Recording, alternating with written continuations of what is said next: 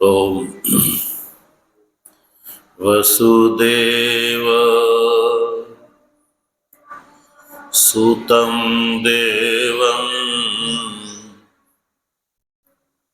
कंसचाणूरमर्दनम्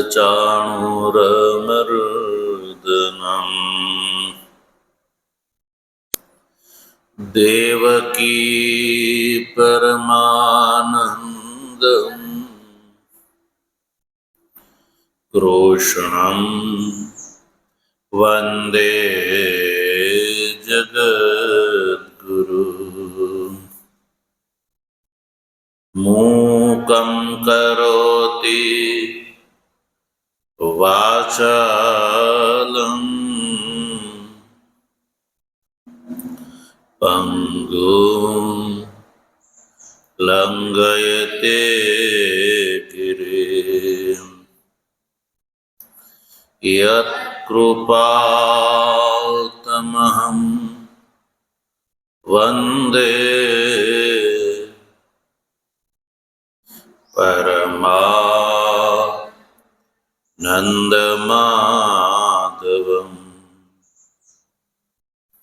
शङ्करं शङ्कराचार्यं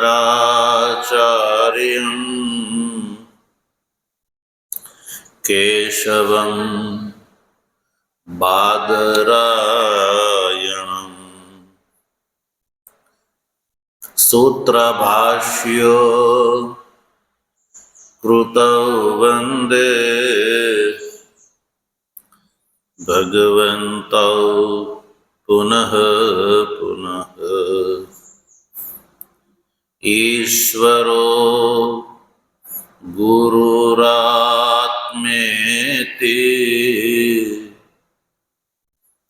मूर्तिभेद विभागिने व्योमवद् व्याप्त देहाय दक्षिणामूर्तये नमः। ॐ शान्ति शान्ति शान्ति।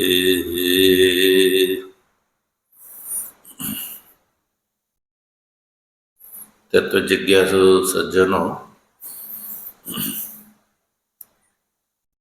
भगवत कृपाथी प्रातःकालीन સ્વાધ્યાયાત્મક શ્રૃંખલામાં શ્રીમદ ભગવદ્ ગીતાના શાંકર ભાષ્ય સહિત વિચાર ક્રમમાં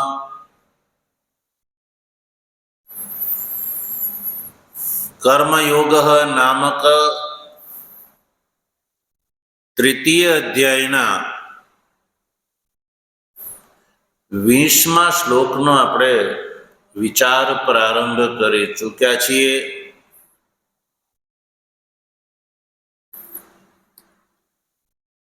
ભગવાન ભાષ્યકાર અવતરણિકામાં લખે છે યસ્માત ચ, એટલે પાછળથી જે ચાલી આવેલી જે વાત છે એ વાતના સમર્થનમાં આ 20મા શ્લોકથી એક વધારે હેતુ બતાવે છે. યસ્માત ચ એ કહીને પછી યસ્માત ચ એ હેતુ પછી યસ્માતની સાથે જોડાઈ જશે તસ્માત ત્વમપી કર્મ કર્તુમ અર્હસી. ભગવાન શ્રી કૃષ્ણ અર્જુનને ભિન્ન ભિન્ન પ્રકારથી કર્મ અનુષ્ઠેય છે એમાં હેતુઓ બતાવી રહ્યા છે.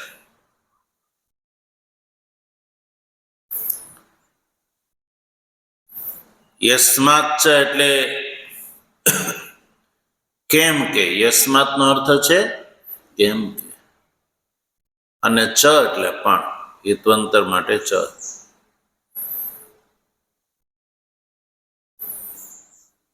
અને ભગવાને જનકાદિનું દ્રષ્ટાંત દીધું કે હે અર્જુન, તું ક્ષત્રિય છો, યદ્યપિ તું જીતેન્દ્રિય અને વિવેકી છો, શ્રવણાદિ દ્વારા નિરંતર બ્રહ્મની અંદર નિષ્ઠા કરવાને માટે તું સમર્થ છો, તો પણ તું ક્ષત્રિય છો, એટલે ત્વયા વિહિતમ કર્મ ન ત્યાજ્યમ, એટલે તારે વિહિત કર્મનો ત્યાગ કરવો જોઈએ નહીં.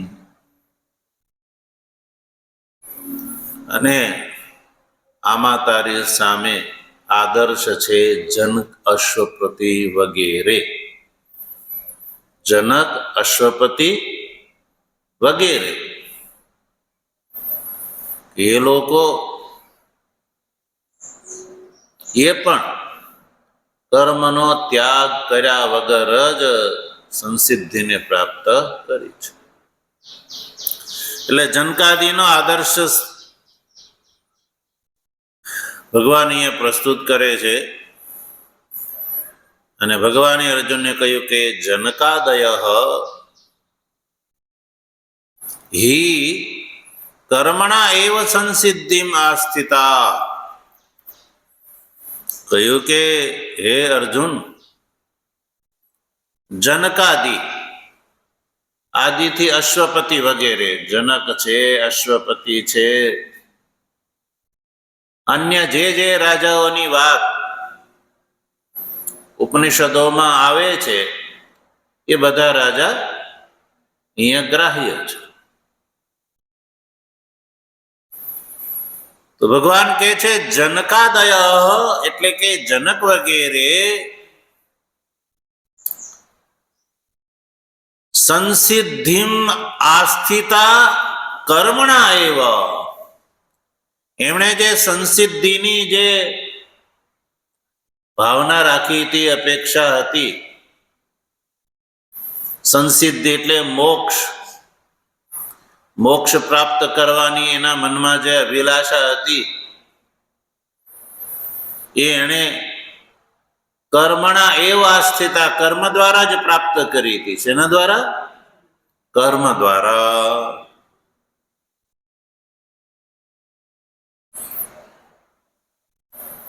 તો સજ્જનો, અહીંયા વચ્ચે પરંપરા જોડવાની છે. નહીં તો ભગવાનના કથનમાં એવું સ્પષ્ટ થાય છે કે જનકાદિએ તો જનકાદિને કર્મથી મોક્ષ પ્રાપ્ત થયો એવો અર્થ થવા લાગે. તો પછી વેદાંતનો સિદ્ધાંત છે એનું શું થાય? વેદાંતનો સિદ્ધાંત શું છે? કર્મથી અંતઃકરણની શુદ્ધિ, ત્યારબાદ કર્મનો સંન્યાસ, પછી સંન્યાસ પછી શ્રવણાદિ, અને તદ અનંતર મોક્ષ બ્રહ્મ જ્ઞાનના ફળ સ્વરૂપે. તો અહીંયા તૃતીય વિભક્તિ કર્મમાં છે. કર્મણા એટલે કર્મ દ્વારા. તો સજ્જનો, તૃતીય વિભક્તિનું વિધાયક સૂત્ર છે સાધક તમમ કરણમ. જે સાધક તમમ હોય ને ત્યાં કરણ તૃતીય વિભક્તિનો પ્રયોગ થાય છે. તો સજ્જનો, કર્મની અંદર તૃતીય વિભક્તિ થી એ અહીંયા એવું પ્રતીત થવા લાગે છે કે સંસિદ્ધિનું કર્મ સાક્ષાત કારણ હોય એવું ભગવાન અહીંયા કહી રહ્યા છે, એવું લાગે છે. એટલે સંસિદ્ધિમ એ પદનો અર્થ ભગવાન ભાષ્યકાર કરે છે મોક્ષમ નહીં પણ મોક્ષમ ગંતુ. સંસિદ્ધિનો અર્થ શું કર્યો? મોક્ષ જ યદ્યપી, પણ અહીંયા મોક્ષથી કઈ કર્મથી મોક્ષની ભ્રાંતિ ન થઈ જાય એટલે મોક્ષમ ગંતુમ આસ્થિતા એવું કહ્યું. મોક્ષમ ગંતુમ એટલે મોક્ષ પ્રાપ્ત કરવાની ઈચ્છા. મોક્ષમ ગંતુમ એટલે મોક્ષ પ્રાપ્ત કરવાની ઈચ્છા જે છે એ એમણે કર્મ દ્વારા જ કરી હતી. પ્રવૃત્તા એટલે કે કર્મ, પછી કર્મથી ચિત્ત શુદ્ધિ, ત્યારબાદ બ્રહ્મ જ્ઞાન અને મોક્ષ. એમ એટલે કર્મથી, કર્મનું સાક્ષાત ફળ શું છે? સત્વ શુદ્ધિ. એટલે સત્વ શુદ્ધિ દ્વારેણ મોક્ષમ ગંતુમ આસ્થિતા યની પ્રવૃત્તા, એવું સમજવાનું. અહીંયા જનકાદીએ કર્મ દ્વારા જ, એટલે કે કર્મથી અભિપ્રાય, અહીંયા પહેલો અર્થ છે સત્વ શુદ્ધિ. સત્વ શુદ્ધિ દ્વારા, સત્વ શુદ્ધિ એટલે કર્મથી સત્વ શુદ્ધિ અને ત્યારબાદ કર્મનો સંન્યાસ વગેરે સત્વ શુદ્ધિ દ્વારા જે છે. અથવા એમ સમજો કે જનકાદીએ કર્મ દ્વારા સત્વ શુદ્ધિ રૂપ સંસિદ્ધિ પ્રાપ્ત કરી હતી, અથવા સંસિદ્ધિ મોક્ષ પ્રાપ્ત કરવાની જે અભિલાષા હતી એમાં સર્વપ્રથમ એણે બાહ્ય સાધનના રૂપમાં કર્મનું અનુષ્ઠાન કર્યું અને એ દ્વારા એમણે સંસિદ્ધિ એટલે મોક્ષ પ્રાપ્ત કરવાની પ્રવૃત્તિ કરી હતી. કોણે? તો જનકાદીએ.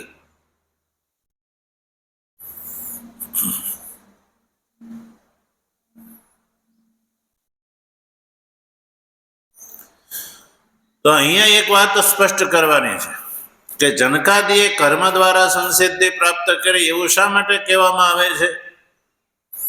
કારણ કે સમ્યક દર્શનની પ્રાપ્તિ તો કોને થાય છે? કર્મ ત્યજામ, જેને કર્મનો ત્યાગ કરી દીધો છે એને થાય છે. કર્મ ત્યજામી સમ્યક દર્શન વતામ પ્રસિદ્ધ સંસિદ્ધિ. સંસિદ્ધિ અને મોક્ષ જે છે તો કર્મના સંન્યાસી અને ત્યારબાદ સમ્યક દર્શન વાળાને મોક્ષ થાય છે. તો પછી કેવી રીતે જનકાદી જે છે એ સમ્યક દર્શન પ્રાપ્ત એને કેવી રીતે પ્રાપ્ત કર્યું? તો શું જનકાદી જે છે એને સમ્યક દર્શન પ્રાપ્ત કર્યું અથવા અપ્રાપ્ત સમ્યક દર્શન? તો ભગવાન ભાષ્યકાર જે છે આ વાતનો પ્રશ્ન ઉઠાવીને ઉત્તર આપે છે કે યદિ તે પ્રાપ્ત સમ્યક દર્શન તતઃ લોક સંગ્રહાર્થમ પ્રારબ્ધ કર્મત્વાત કર્મણા સહ એવ અસન્યસ્ય એવ કર્મ સંસિદ્ધિમ આસ્થિતા. જો જનકાદી પ્રાપ્ત સમ્યક દર્શના છે, એને સમ્યક દર્શન પ્રાપ્ત થઈ ગયું છે એમ માનીએ, અને છતાં એને રાજ્ય શાસનાદિ કાર્ય કર્યું, કર્મનો સંન્યાસ ન કર્યો, તો એને એ કર્મનું અનુષ્ઠાન એનું એ મોક્ષ માટે નહીં પણ લોક સંગ્રહ માટે સમજવાનું. શેના માટે? લોક સંગ્રહાર્થમ. તો એને પોતાને તો કોઈ પ્રયોજન નતો રહ્યું, પણ લોક સંગ્રહ માટે એમણે કર્મનું અનુષ્ઠાન કર્યું, કર્મનો ત્યાગ ન કર્યો.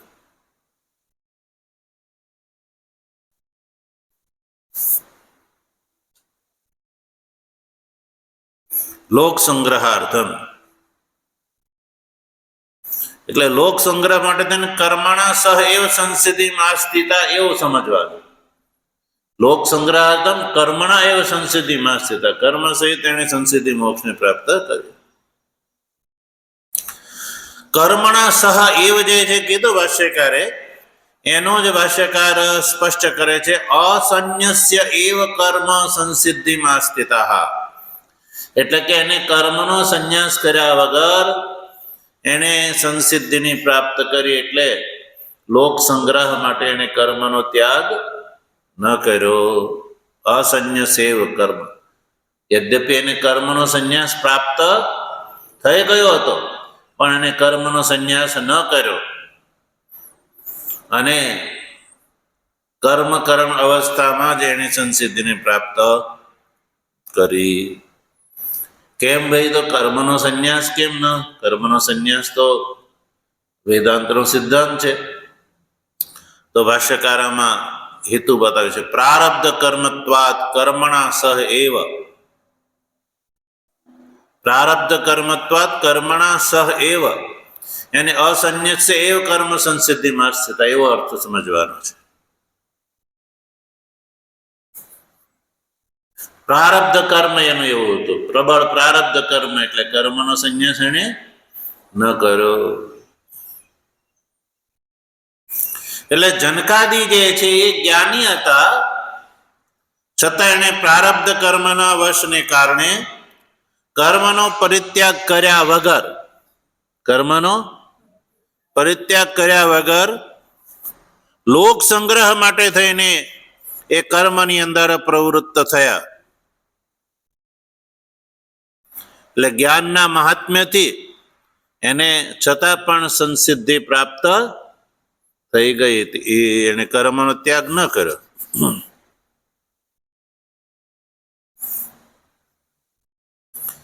અથવા બીજો વિકલ્પ એ છે, અથ અપ્રાપ્ત સમ્યક દર્શન જનકાદય. ભગવાન ભાષ્યકાર એવું સ્પષ્ટ નથી કહી શકતા કે જનકાદી ને સમ્યક દર્શન પ્રાપ્ત થયેલું હતું, કારણ કે કોઈના અંતકરણની વાત જે છે કોઈ કહી શકે નહીં. એટલે બંને વિકલ્પ ભાષ્યકારે પ્રસ્તુત કર્યા કે જનકાદી જે છે એ જ્ઞાની હોવા છતાં પણ એને પ્રારબ્ધ કર્મના કારણે કર્મનો પરિત્યાગ કર્યા વગર લોક સંગ્રહ માટે કર્મની પ્રવૃત્તિ ચાલુ રાખી, અને છતાં પણ એનો મોક્ષ જે છે બાધિત ન થયો. કર્મનું અનુષ્ઠાન એને પ્રારબ્ધ કર્મ વશાત કર્યું, છતાં પણ મોક્ષનો બાધિત ન થયો.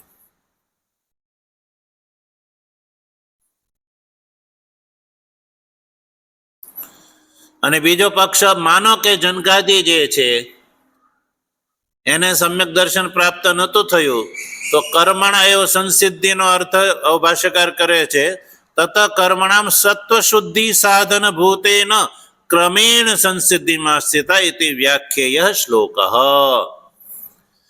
અચ્છા, બીજા વિકલ્પમાં એવું સમજો ને, અથ અપ્રાપ્ત સમ્યક દર્શન જનકાદય.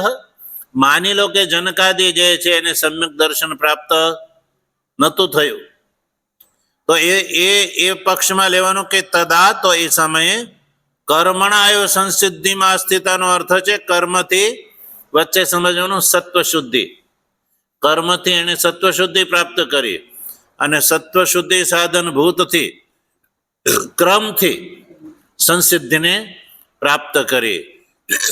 એટલે રાજ્ય શાસનાદિ કર્મ દ્વારા ચિત્ત શુદ્ધિ, ત્યારબાદ સંન્યાસ, અને ત્યારબાદ ક્રમથી મોક્ષ. તો આ બે પ્રકાર છે. એટલે જનકાદીએ સંન્યાસ ગ્રહણ નહોતો કર્યો, તો એમાં બંને વાત છે. યદ્યપિ જ્ઞાન પ્રાપ્ત થઈ ગયું તો છતાં એને કર્મથી સંસિદ્ધિ પ્રાપ્ત કરી, તો એ લોક સંગ્રહ માટે એને કર્મનો ત્યાગ જ્ઞાન થયા પછી પ્રારબ્ધ કર્મના બળને કારણે ન કર્યો. અથવા એને સમ્યક દર્શન પ્રાપ્ત નહોતું તો થયું, તો કર્મણા, એમાં તૃતીય વિભક્તિનો અર્થ છે સત્વશુદ્ધિ દ્વારા. સત્વશુદ્ધિ પ્રાપ્ત કરીને ત્યારબાદ જ્ઞાન પ્રાપ્ત એમને થયું.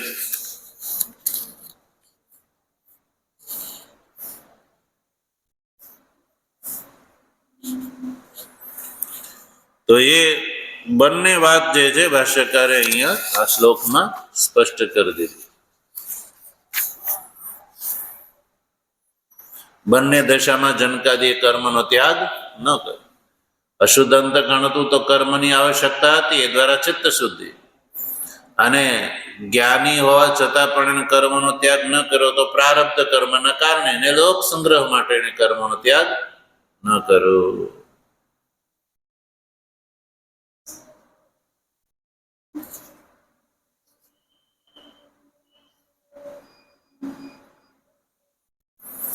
હવે જે શ્લોકનો જે દ્વિતીય અર્થ છે એને જોઈએ. લોક સંગ્રહ મિવાપી સંપશન કરતું અર્હસીએ. જો આગળ અથ મન્યસે ત્યાંથી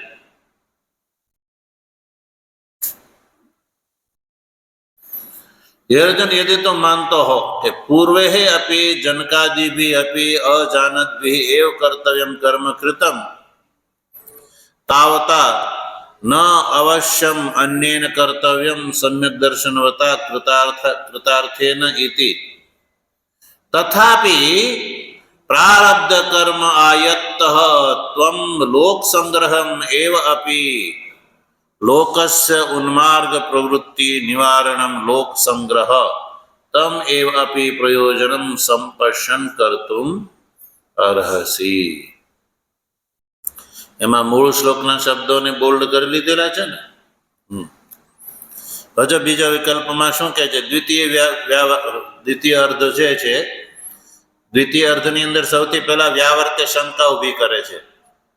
બીજો શ્લોકનો જે દ્વિતીય અર્ધ છે ને, ઉત્તરાર્ધ, એનું ભાષ્ય કરવા માટે ભાષ્યકાર એ ઉત્તરાર્ધમાં વ્યાવર્ત્ય શંકા જે છે એ પહેલા એનું ઉત્થાપન કરે છે અર્જુન તરફથી.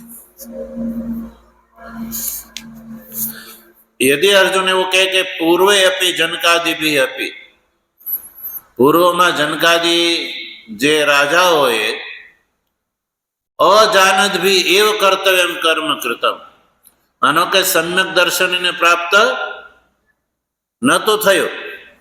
અજાનદ્ભી એવ જનકાદિભી અપી કર્તવ્યમ કર્મ કૃતમ, કર્તવ્ય કર્મ એને કર્યું પૂર્વમાં, તો તાવતા ન અવશ્યમ અન્યને કર્તવ્યમ સમ્યક દર્શનવતા કૃતાર્થે નથી.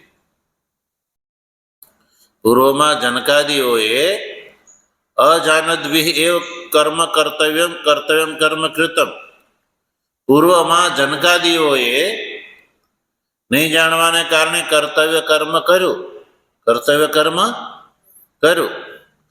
તો તાવતા મને એટલા માટે થઈને એવું નથી કે ન અવશ્યમ અન્ય કર્તવ્યમ સમ્યક અન્ય સમ્યક દર્શનવાન જે મહાપુરુષ છે, જે કૃતાર્થ છે, એને પણ અન્યને અવશ્યમ કર્તવ્યમ એવું જરૂરી નથી.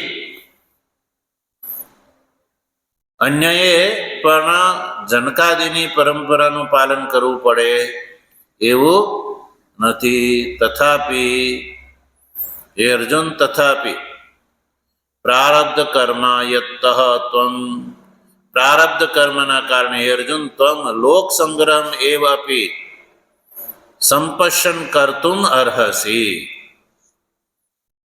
તને એવું નથી કે તું સંન્યાસ જ કરજે, લોક સંગ્રહની દ્રષ્ટિથી પણ તું કર્મ કરવા માટે યોગ્ય છો.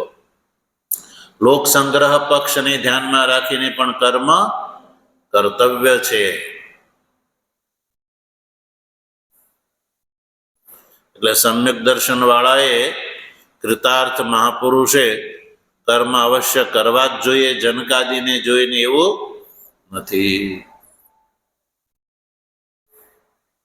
લોક સંગ્રહ માટે તો પણ હે અર્જુન પ્રારબ્ધ કર્મના બળથી, જેમ જનકાદીએ કર્મનો ત્યાગ નહોતો કર્યો, પ્રારબ્ધ કર્મના કારણે લોક સંગ્રહ માટે એને કર્મ કર્યા, તો તું પણ ત્વમપી લોક સંગ્રહમ એવ અપી, લોક સંગ્રહને ધ્યાનમાં રાખીને, સંપશ્યન એટલે ધ્યાનમાં રાખીને કર્તુમ અર્હસી, તું પણ લોક સંગ્રહ માટે કર્મ કરવા માટે યોગ્ય છો. લોક સંગ્રહ શું છે? તો જો લોક સંગ્રહનો અર્થ છે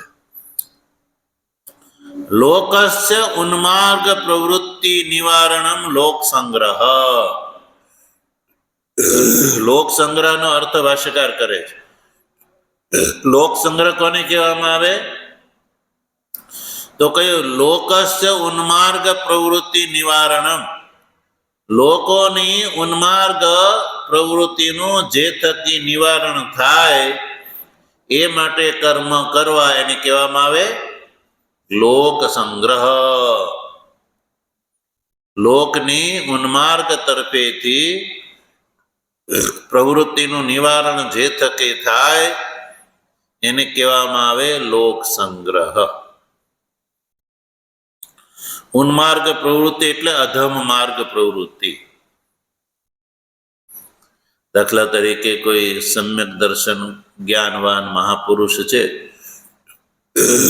સમ્યક દર્શન જ્ઞાનવાન સમ્યક દર્શનવાન છે, જેને સમ્યક દર્શન થયું છે, એવા મહાપુરુષ ને કોઈ પ્રવૃત્તિ કરતો ન જોઈને લોકો એમ માનતા થઈ જાય કે જો આ તો આ મહાત્મા છે તો એ કાંઈ કરતા, એટલે આપણે કાંઈ કરવાની જરૂર નહીં. તો લોકો આવું અનુકરણ કરતા હોય છે. એ એવું ન સમજે કે ભાઈ આપણે આપણી યોગ્યતા પ્રમાણે આપણે કરવાનું છે, પણ એ બીજાનું જોવે. એ ક્યાં કરે છે, એ નથી કરતા એટલે આપણે ન કરવું. પણ બધાની યોગ્યતા કઈ એક સરખી હોય છે? એક સરખી નથી હોતી. એટલે એમ કહેવામાં ભાઈ તમે તો આત્મ સ્વરૂપ છો, બ્રહ્મરૂપ છો. તો લોકો તાળીઓ પાડવા માંડે.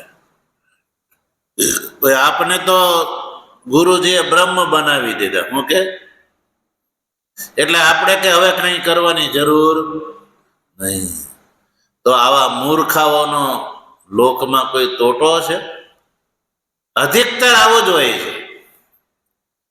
અને આવા સંગઠનોના મુખિયા પણ એવા જ એનાથી વધારે મહામૂર્ખ હોય છે. એ પણ લોકોને રાજી કરવા અને રાજી રાખવા માટે એમ કે ભાઈ તમે તો બ્રહ્મરૂપ છો, તમને તો ગુરુજીએ બ્રહ્મરૂપનો ઉપદેશ આપ્યો ને પછી વળે તમારે આ બધું શું કરવાની જરૂર? તમારે આવું માનવાની શું જરૂર? આવા જે સ્વાર્થી, જે ધાર્મિક પદ ઉપર જે બેઠેલા જે છે એ આવું બોલે એટલે લોકોને મજા આવે, લોકો રાજી થાય કે ભાઈ હા આપણે તો કઈ કરવાનું નથી. આપણે જો એ લોકોને દોડતું હોય ને દોડવું હોય ને ઢાળ મળે. પણ આવા જે છે ધર્મના પદ ઉપર બેઠેલાઓ જે છે અયોગ્ય હોય અને યોગ્ય પદ ઉપર બેસી અને એનું કાર્ય છે કે લોકોને રાજી રાખવા. બસ શું છે? રાજી રાખવા. કડવી દવા ન પીવડાવવી, મીઠી મીઠી આપો એટલે રાજી રહે. છોકરાને તમે મીઠી ગળી દવા આપો તો રાજી રહે, કડવી આપો તો રાજી રહે. બોલો. પણ કડવી દવા એને પીવે તો જ રોગ મટે. પણ આવા લોકોને એને રોગ મટાડવાની એને કોઈ ભાવના હોતી જ નથી. એ તો કે બસ લોકો રાજી રહે તો આપણું જે છે એ ચાલ્યા કરે, આપણી મહિમા ગાયા કરે અને આપણા પગ ધોયા કરે. હવે લોકોને એ જ ભાવના હોય અમારી પૂજા થાય, અમારી જ એકલાની પૂજા થાય ને અમારા જ લોકો પગ ધોય. તો સંસારમાં આવા જ ધર્માચાર્યો સર્વાધિક, ધર્માચાર્યો ન કહેવાય પણ ધર્મવદ ભાસતે, ધર્મના પદ ઉપર બેઠેલા અનધિકારીઓ જે છે.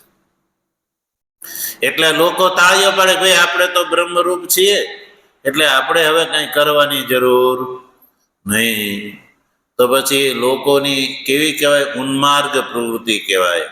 આવા જીવો છે એને બ્રહ્મ જ્ઞાન તો થયું નથી, એને જે બ્રહ્મ જ્ઞાનનું સાધન કર્માનુષ્ઠાન જે છે એનો પણ એવા જીવો ત્યાગ કરી દે તો એકેય બાજુથી એ લાભ પ્રાપ્ત કરી શકશે.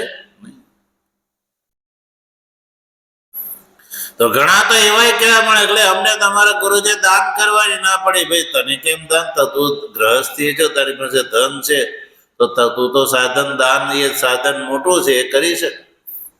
જે સંન્યાસી જે છે ભાઈ એને કોઈ દાનાદી, એની પાસે ધનાદી છે એટલે દાનાદી ની એને જરૂર નથી. એ તો સંન્યાસી છે, તો બ્રહ્મજ્ઞાની છે.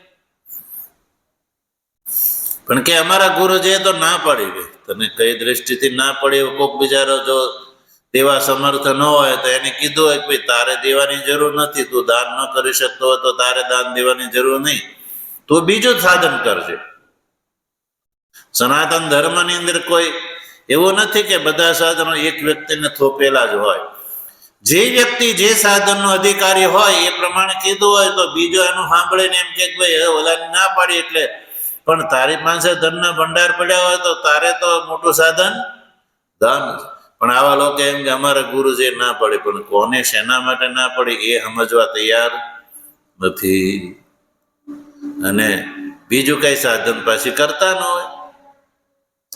એટલે લોકો જે છે એક તો એને કરવું ન હોય, લોકોને કરવું ન હોય, અને એમાં પછી એને આવું સમર્થન મળે એટલે લોકો જે છે એ પેધી પડે કે ભાઈ અમને તો જો ઓલા દેવતાને ત્યાં જવા જ ના પડી, ફલાણ ના પડી, એને ગમતું હશે ને ના પડી પકડી લેશે, એમ કે છે કે તમે વ્યસન છોડો ને તો એ છાનામાના જે વ્યસન કરશે.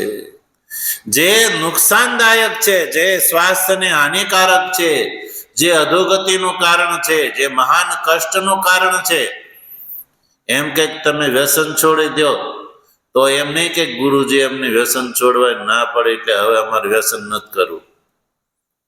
એ તો છોડ્યું તો કે હારું આ ગુરુજી છોડી દઈશ ને પછી બીજા દિવસે પાછો એ ચાલુ થઈ જાય. પણ ત્યાં એ વાત નહીં લે અને એમ કહ્યું કે તમારે આ દાન નહીં કરવાનું તો એ પકડી લેશે, અમને ના પાડી. પણ જે ના પાડી એ તો તારે છોડવું. અને આવા શરારતી તત્વો જે છે એ લોકમાં પૂજાવા માટે થઈને લોકોને ગમતો આવો ઉપદેશ આપતા હોય છે, એને કારણે લોકની ઉન્માર્ગમાં પ્રવૃત્તિ થતી હોય છે.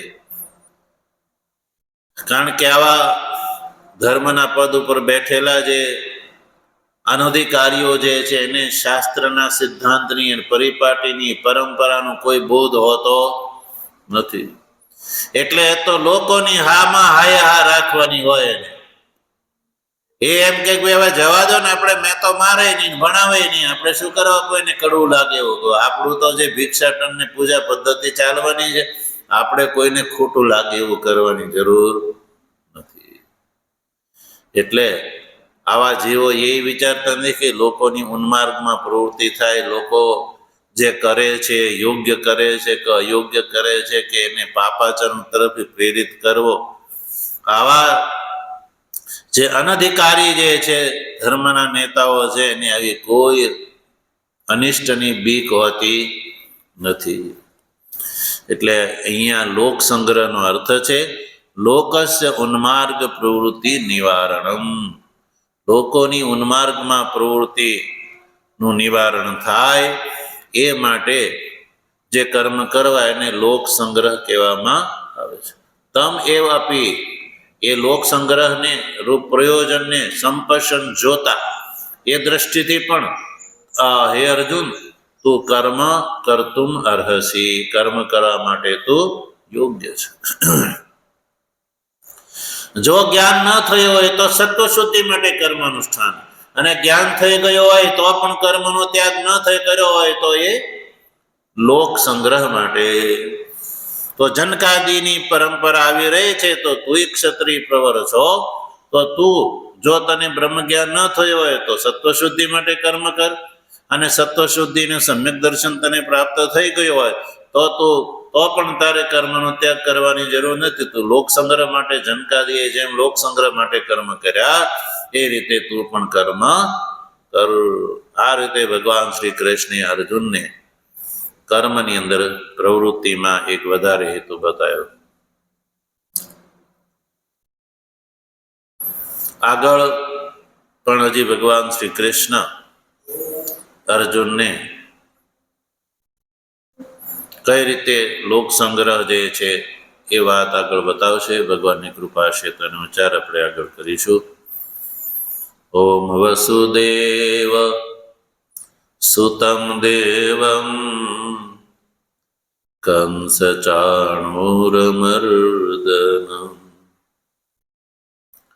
દેવકી પરમાનંદમ कृष्णं वन्दे जगद्गुरु। मूकं करोति वाचालं पङ्गुं लङ्घयते गिरिं यत्कृपा तमहं वन्दे परमानन्दमाधवम्। शङ्करं शङ्कराचार्यं केशवं बादरायणम् सूत्रभाष्यकृतौ वन्दे भगवन्तौ पुनः पुनः। ईश्वरो गुरुरात्मेति मूर्तिभेदविभागिने व्योमवद्व्याप्तदेहाय दक्षिणामूर्तये नमः। ॐ शान्तिः शान्तिः शान्तिः।